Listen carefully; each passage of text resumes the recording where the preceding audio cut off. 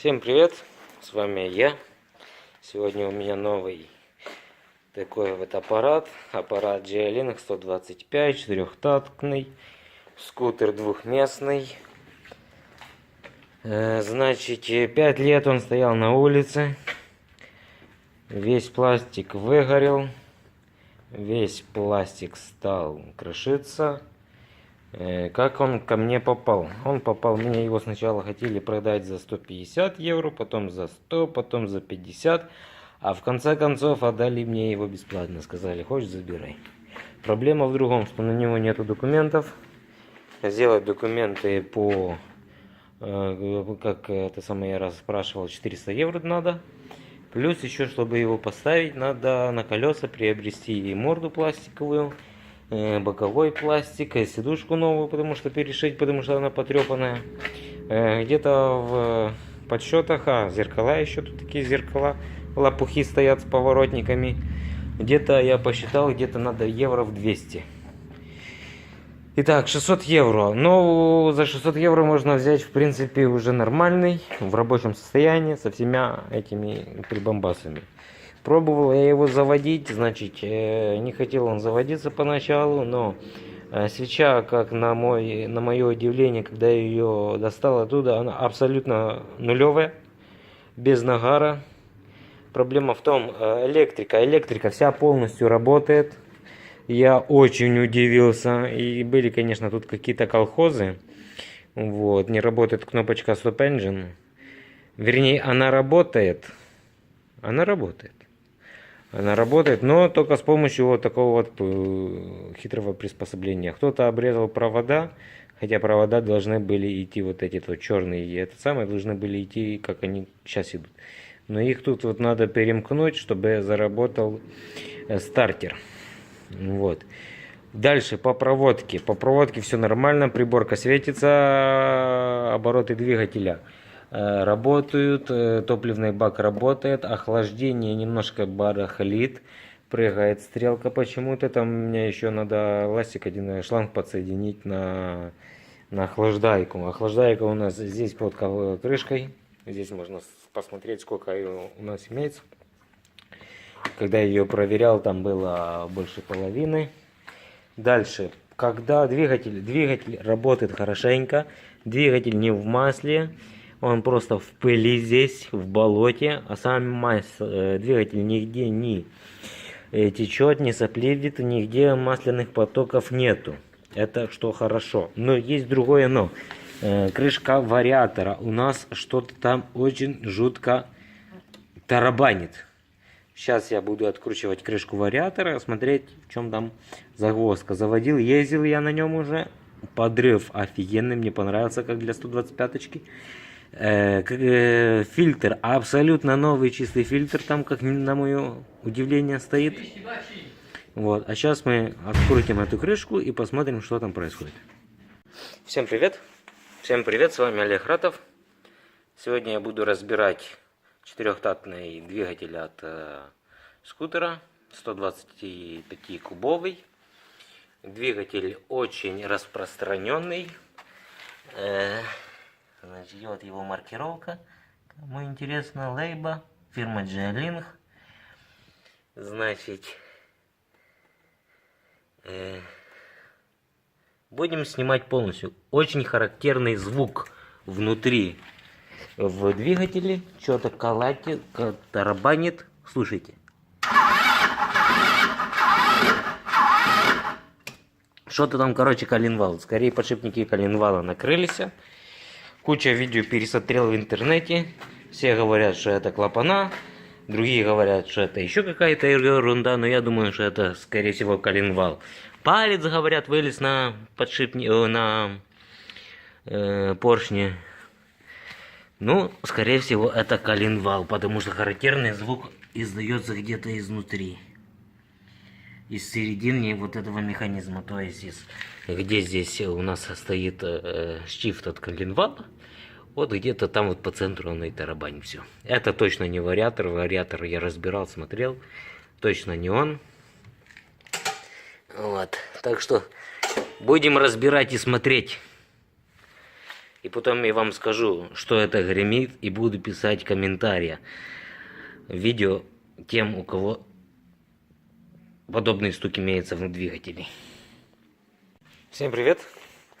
Значит, двигатель я разобрал с этого агрегата. Вот он, вариатор. Вот весь двигатель. Поршень нормальный, гильза нормальная. Все звездочки, все нормальное. Все цепи ГРМ и масляного насоса нормальные. Натяжитель нормальный. Клапана отрегулированы нормальные. Поршень немножко с нагаром, потому что неправильно было выставлено зажигание при сборке. Я сделаю все правильно. Здесь на кулачках все идеально, никакой выработки нету. Все подшипники целые. Как вы помните, я разобрал из-за того, что он у меня очень странно работал. Очень странный доносился звук из двигателя. Была вся проблема в подшипнике кривошатунного механизма. Вот он.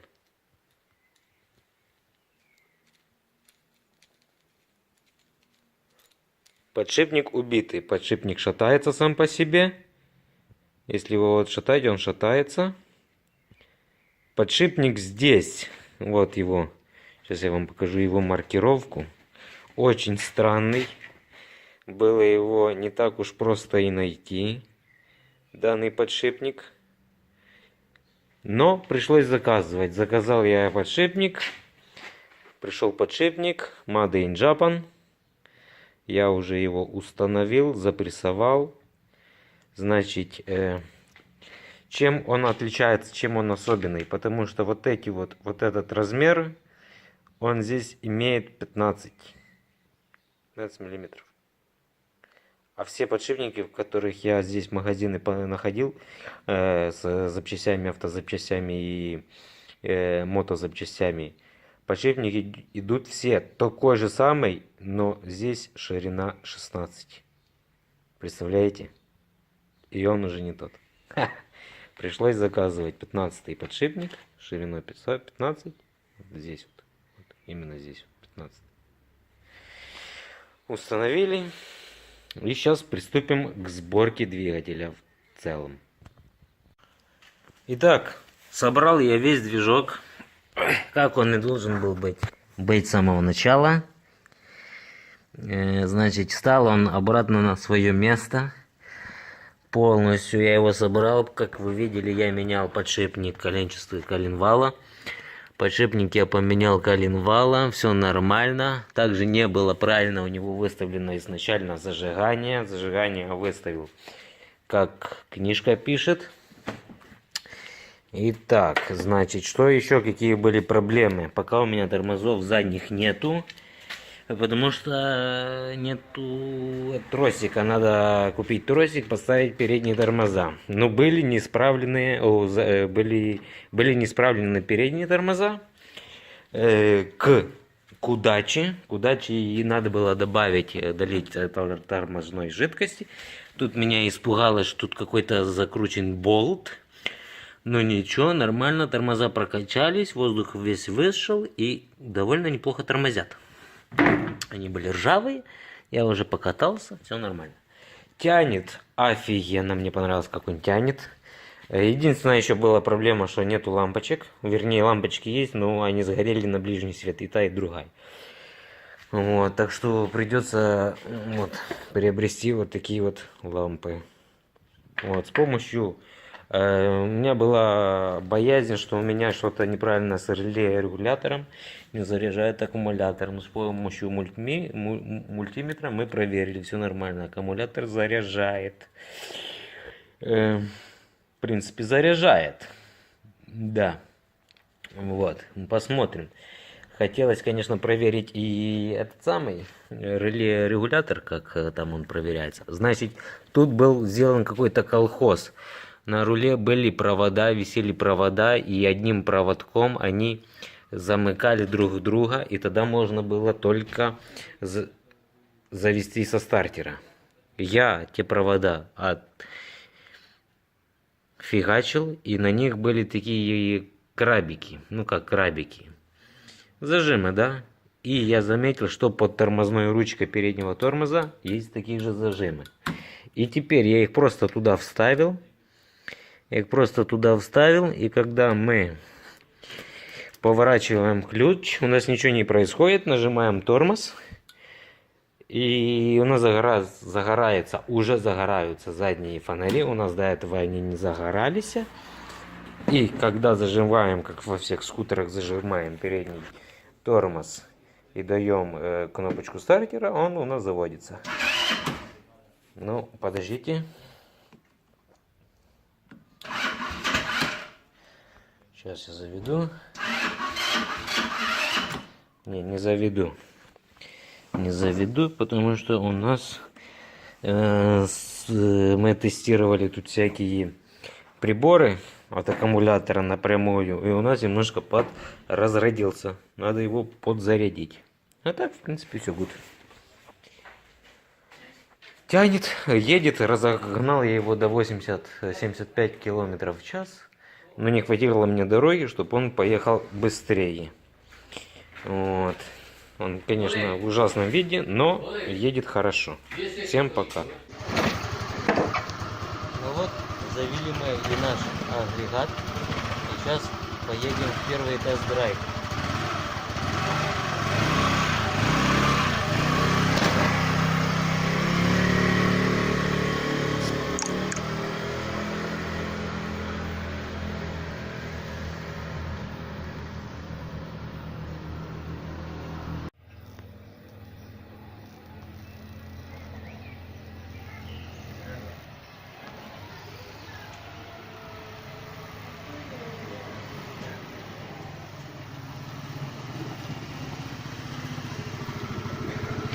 Yana bak.